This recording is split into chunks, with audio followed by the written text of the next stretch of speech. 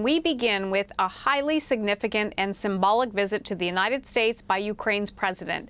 It is the first trip Volodymyr Zelenskyy has made outside his country since the Russian invasion 10 months ago. Now, right now, Zelenskyy and his U.S. counterpart, Joe Biden, are holding bilateral talks at the White House. Just a short time ago, the two leaders spoke in front of the media, Zelenskyy presenting Biden with a medal given to him by a Ukrainian soldier on the front line. He is the captain of HIMARS battery. Yes, he's very brave, and he said, give it to very brave president. And I want to give you, that is the cross for military merit. That is one. Oh, God love it. Yes, that is from him, and I have the list. Now, Zelenskyy said it was a great honor to visit Washington, and later today, the two will hold a media availability. Tonight, Zelenskyy will address a joint session of Congress. Let's bring in our Katie Simpson, who's in Washington on this story. Great to see you, Katie. You have covered the war in Ukraine. You've been on the ground. Tell us the significance about this trip and of its timing. Absolutely everything about this moment and this, all of the events that are going to take place today, they are absolutely remarkable. The fact that when this war started, if everyone can remember, everyone thought Ukraine would fall in a matter of days. Russian tanks would roll right on into Kiev, and that this would be over, and it would just be a matter of days. 10 months later, look where this situation is. The man who said he didn't need a ride out of Ukraine, he just needed more ammunition, Volodymyr Zelenskyy, the president, making his first trip out of the country since this conflict began. And of course, the United States is really the most important option for him, because the United States has been the biggest backer of this conflict for Ukraine, for the defense of the country. And of course, the United States sees this not just as a conflict of defending Ukraine and trying to hold off the Russian invasion, but this is a bigger picture conflict that is really about representing the current rules-based order. The Americans and much of the world, the Western allies, see this as a fight for democracy, a fight for freedom, sending a message to world leaders that you can't just invade another country and without seeing the backlash that you've seen that Russia is dealing with right now, sending a message to other actors on the world stage that this is not acceptable and Western allies will stand in defense. So this is what's at stake here. We heard from Volodymyr Zelenskyy thanking Joe Biden profusely, thanking the president, thanking members of Congress, and thanking everyday Americans.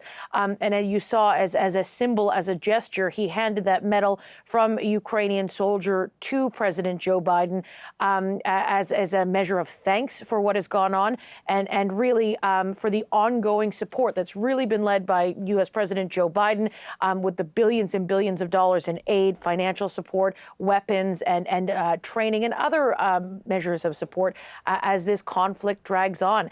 And of course, this is a pivotal moment in this conflict. Late this summer and early September, the world watched as Ukrainian soldiers started taking back some of that territory and really becoming a turning point, a pivot point in this war. The United States wants to continue to give Ukraine aid to make sure that this momentum continues. But of course, this is a pivotal time as winter and colder temperatures settle in.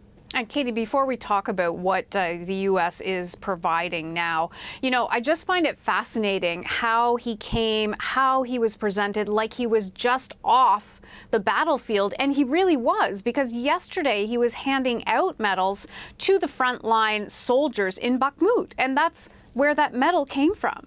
Yeah, and he looks tired, if we're going to be honest. He looks tired. He's wearing his military greens, a constant reminder of the battle that's ongoing back home. And he's here because he means business. He's looking to secure additional funding, additional support. And it is, again, all aspects of this are absolutely remarkable. He was on the front lines just a short time ago and then was able to make this journey halfway across the world to the United States to be here for this under a lot of secrecy with heavy security, and to make this moment happen. So while he is here, we know that the United States will be confirming there will be additional support that Ukraine is going to be getting. The biggest ticket item here is the Patriot missile systems. The United States will train Ukrainian soldiers in another country. They will not be going into Ukraine. They'll be training Ukrainian soldiers on how to use the Patriot missile system. This is something that Ukraine has been asking for quite some time. We're hoping to hear from President Joe Biden why America is doing this now. What is it about this moment in this conflict that makes the Americans comfortable with supplying this kind of weapon system? We also know that there's going to be more financial aid as well. Congress with a $45 billion additional funding package. We also know that the Secretary of State announced another $1 billion out of a different drawdown fund. So more money, more weapons as the Americans continue to support what's happening, support the Ukrainians as they continue to defend their country. Yeah, and Katie, one of the positive things we just heard from an MP who's in Kyiv right now, we were just speaking with, she says with this type of aid, she hopes that this can be over by the spring. And that's something, we'll be watching for that type of positivity maybe from these two leaders.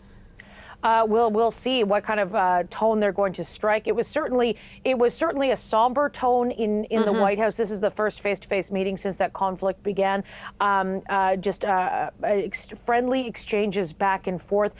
Really moments of thanks because without the support of the Americans, even though the Ukrainian army has been, overperforming expectations in a remarkable way. Without the support of the West, without the support of Americans, that would not be happening the way it is happening right now. So there was great moments of appreciation from Volodymyr Zelenskyy as he arrives to try and really nail down additional support, more support going forward.